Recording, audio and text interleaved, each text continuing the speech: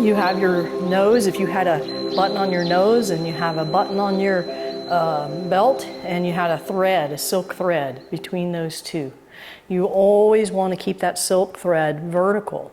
As soon as one gets away from the other, I'll do this, the silk thread then loses its vertical orientation and you break the silk thread. So we want to keep that delicate silk thread vertical at all times. So that means then when I'm rotating, the whole body rotates.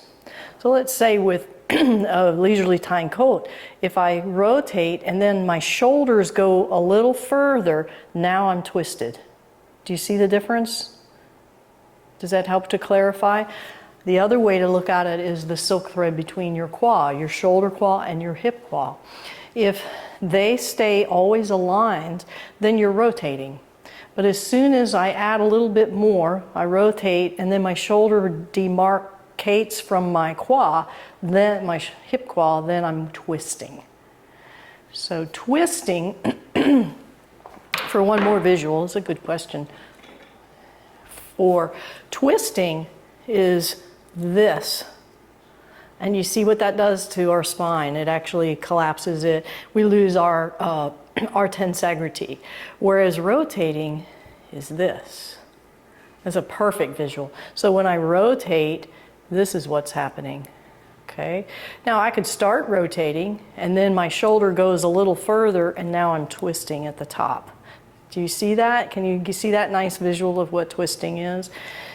So it's really, it almost, at first, it feels real robotic and mechanical. The flow you add on top of the rotation. So this is like the gear shaft, and then this is the flow and the whip resulting from this. If I start to twist, then I'm losing the structure of my gear shaft, and then I won't have as much power out at the fingers. Does that help? Yeah, great. Okay, good question. So you'll see people when they do leisurely tying coat that they just get a little carried away with it, and they'll be here and they'll come, they won't even start rotating. They'll use it all upper body and it looks like this. So watch my lower body. They'll do this.